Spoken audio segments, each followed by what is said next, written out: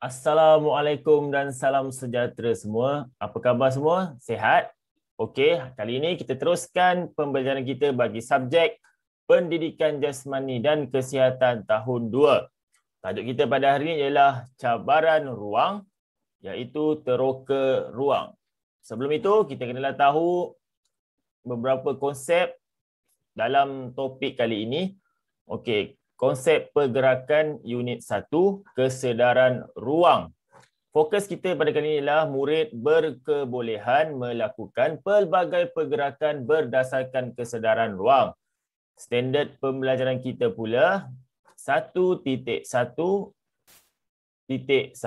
melakukan pergerakan ke ruang am yang telah ditetapkan.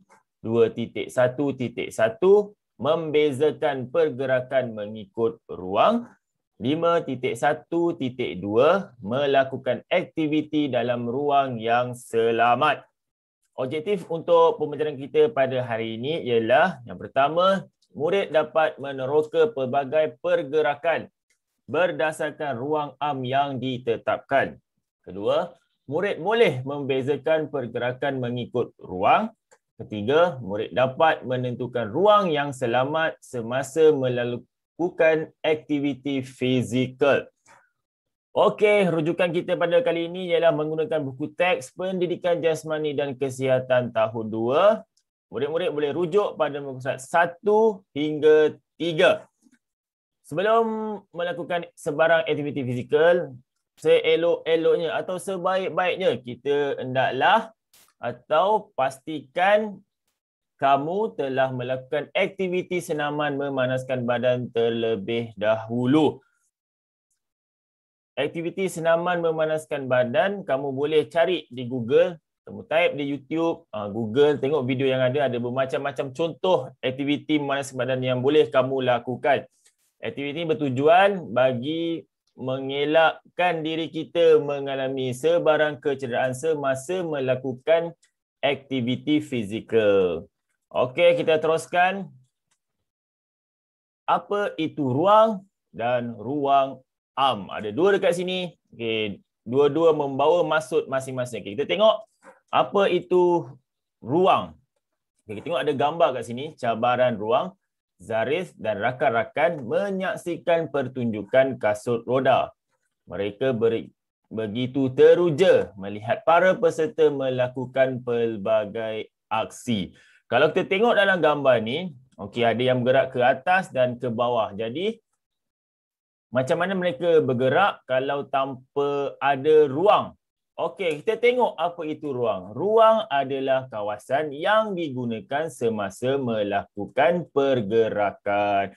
Bermaksud di sini, ruang tempat atau membolehkan kita untuk bergerak. Kalau tak ada ruang, macam mana kita tak bergerak? Contoh, kalau kita dalam kotak yang sempit, tak ada ruang. Jadi, kita susahlah nak bergerak. Ruang ini sebenarnya kawasan yang membantu kita untuk bergerak. Tak kiralah ruang tu luas ke, besar ke, tapi yang sebaik-baiknya ruang itu luas supaya pergerakan kita nampak lancar, teratur dan lebih selamat. Itu maksud ruang. Sekarang kita pergi pula pada apa itu ruang am. Ruang am adalah ruang yang luas dan sempit di mana murid-murid boleh bergerak mengikut keselesaan tubuh badan masing-masing. Maksudnya ruang up lebih fokus kepada kawasan luas ataupun sempit. Kalau luas boleh bergerak yang macam mana? Manakala kalau yang sempit kita boleh bergerak yang macam mana? Contoh, kalau kita di dalam kawasan yang sempit atau tak berapa besar, kita tak bolehlah bergerak terlampau laju. Pergerakan kita pun terbatas. Tak boleh nak terlampau pantas. Berbanding kalau kita berada di ruang yang luas, pergerakan kita lebih selesa, lebih lancar dan lebih teratur sebab banyak ruang atau banyak kawasan yang tidak mengganggu pergerakan kita. Berbanding kalau yang sempit, kalau kita bergerak terlampau laju, terlampau lebih atau lebih daripada kebiasaan, dia agak susahlah sebab dalam sempit ni dia mengganggu atau membataskan pergerakan kita.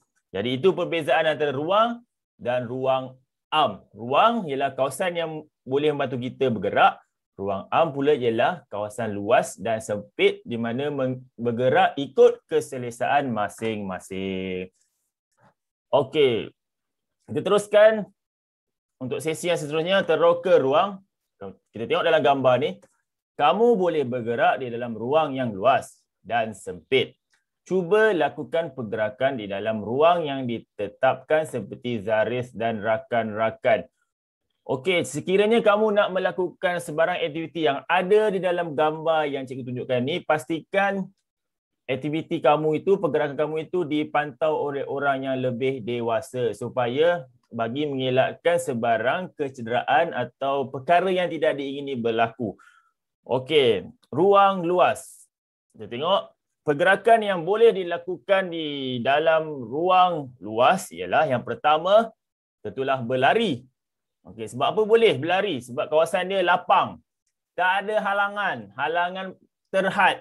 Pergerakan badan pun selesa. Okey, itu yang pertama, berlari. Yang kedua pun berjalan. Okey, berjalan pun boleh dilakukan di ruang yang luas. Ketiga, melompat. Okey, macam mana melompat? Ya, melompat sama ada melompat statik pada satu kedudukan ataupun melompat yang berubah tempat. Yang melompat ke hadapan atau melompat ke belakang atau tepi kanan dan kiri. Dia memerlukan ruang yang luas. Manakala yang keempat, aktiviti yang boleh dilakukan di dalam ruang luas ialah lari skip. Okey, kita tengok dalam gambar ni. Okey, ini yang pertama, dia dekat bawah, dia berjalan naik ke atas. Okey, kemudian dia ke sebelah kanan juga berjalan dan dia turun tangga juga berjalan. Sekiranya kamu nak ubah, okey bolehlah. Okey, di bawah kamu berjalan untuk naik tangga sampai di atas kita berlari. Okey, kemudian untuk turun kita berjalan lagi sekali. Ataupun kamu nak tukar, di bawah kamu melompat, naik tangga, di sebelah atas kamu berlari atau berjalan, turun tangga juga berjalan. Empat pergerakan ini sesuai dilakukan di kawasan ruang yang luas. Sekarang kita tengok pula ruang sempit atau yang mempunyai halangan. Kita tengok gambar dekat sini. Ini cikgu. Okey, cikgu dia pesal. Zaris, berhati-hati ketika melakukan aktiviti. Ada beberapa aktiviti yang ditunjukkan di dalam gambar. Okay, kita tengok kawan dia yang pakai baju hijau, dia cakap, saya tak nak menyusup, saya nak melompat. Manakala yang ni dia pula cakap, saya perlu rendahkan badan untuk bergerak lancar. Maksud sempit dan halangan itu tadi macam cikgu bagi tahu awal-awal, kawasan tu dia membataskan pergerakan kita. Jadi setiap pergerakan yang kita nak lakukan, kita perlu lakukan dengan berhati-hati supaya pergerakan yang kita nak lakukan itu nampak berjaya dan kita boleh lakukan. Kita tak boleh suka-suka macam tadi, macam ruang yang luas kita terus lari, terus speed, terus nak lompat, terus nak jalan, dia tak boleh. Kalau ruang sempit, kita kena, faktor yang pertama kita kena pastikan keadaan sekeliling dan persekitaran dia selamat supaya dia tidak mendatangkan sebarang masalah kepada anggota tubuh badan kita semasa melakukan aktiviti. Kita tengok beberapa aktiviti yang boleh dilakukan di ruang sempit atau yang berhalangan. Yang pertama, merangkak. Kita tengok mana satu yang merangkak. Okey, merangkak yang ini. Merangkak bawah halangan. Macam budak baju hijau ni buat. Dia palang dekat sebelah atas, dia lalu dekat sebelah bawah, dia merangkak. Okey, gaya lebih kurang macam latihan macam budak kecil baru nak belajar jalan. Dia merangkak menggunakan kaki dan tangan. Nampak, ini merangkak. Yang kedua, menyusup. Kita tengok dalam gambar ni yang masa tu menyusup. Okey, yang ini menyusup. Menyusup, dia baringkan badan dia. Dia baring di atas lantai, dia rata. Dia gerak menggunakan kaki dan bahagian siku dan tangan supaya dia boleh melalui kawasan yang berhalangan. Aktiviti ini seperti aktiviti latihan askar. Kita nampak mereka bergerak, ada halangan kat bawah, contoh ada kayu ke, ada dawai kawat ke, dia nak lepas halangan tu, dia menyusup ikut bawah. Okey, jadi kita gunakan pergerakan menyusup. Manakala yang seterusnya, menginsut. Menginsut lebih kurang sama macam menyusup juga. Keempat, lompat setempat. Yang kelima, mengimbang. Okey, mengimbang kita tengok dalam gambar yang seperti budak yang baju merah ni, dia mengimbang, okey, dia depakan tangan, dia bergerak di atas bangku yang ada satu saja papan. Tujuan mengimbang ini untuk memastikan kita boleh bergerak dengan lancar tanpa jatuh. Kalau kita tengok kawasan bangku ni, dia satu je papan dia, satu je kayu tu. Sekiranya kita gagal atau tak berjaya nak imbangkan badan kita, sudah semestinya kita akan jatuh. Jadi kita memerlukan kemahiran mengimbang atau pergerakan mengimbang untuk memastikan kita berjaya untuk menyeberang ke sebelah. Daripada sini dia nak pergi ke sebelah depan, dia kena lalui bangku yang ada satu papan je. Jadi dia kena imbanglah badan dia. Sebab itu ruang dia sempit. Satu papan je, kita ada dua kaki. Macam mana kita nak lalu atas satu papan yang sempit? Okey, nak bagikan kita berjaya, kita perlu pandai untuk mengimbang badan. Okey, itu saja beberapa contoh untuk pergerakan yang boleh dilakukan di ruang sempit ataupun yang berhalangan. Ingat, sekiranya murid-murid ingin melakukan aktiviti yang telah dipelajari, sila pastikan keadaan sekeliling adalah selamat. Dalam banyak-banyak atau semua aktiviti yang cikgu tunjuk tadi, pergerakan yang cikgu tunjuk tadi, tak kiralah berlari, berjalan, melompat, mengimbang, menyusuh ataupun merangkak, pastikan keadaan sekeliling kamu selamat ataupun terkawal. Selamat dari segi apa? Contoh daripada pedatan yang berbahaya, kawasan yang tidak sesuai. Contohnya takkan kamu nak jalankan aktiviti itu di jalan raya, di tepi jalan raya, tak bolehlah. Kita kena jalankan aktiviti atau pergerakan di tempat kawasan yang selamat. Contoh dekat kawasan parking rumah ke, dekat padang yang luas ke. Dan yang paling penting, setiap aktiviti kamu mesti diawasi oleh orang yang lebih dewasa. Sebab apa? Sekiranya terjadi apa-apa, senang orang-orang dewasa ni nak membantu kita atau menolong kita. Sekiranya kita tengah berlari, terjatuh. Kalau tak ada orang yang dewasa, siapa nak selamatkan kita? Siapa nak tolongkan kita? Kalau kita buat pada seorang-seorang, kita terjatuh. Lari-lari punya laju ni, lari-lari, terjatuh. Tak boleh bangun, luka ke, patah kaki ke.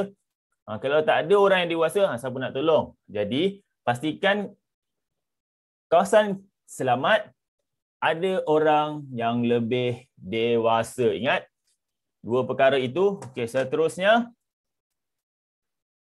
selepas kita melakukan semua aktiviti atau pergerakan tadi, pastikan kamu telah melakukan aktiviti menyejukkan badan sebagai penutup aktiviti pendidikan jasmani pada hari ini. Tujuan dia sama seperti kita melakukan aktiviti memanaskan badan. Ia bertujuan untuk mengelakkan tubuh badan kita mengalami kecederaan. Sebab tadi aktiviti yang kita lakukan, pergerakan yang kita lakukan, ada pergerakan tu yang agresif ataupun yang agak kasar.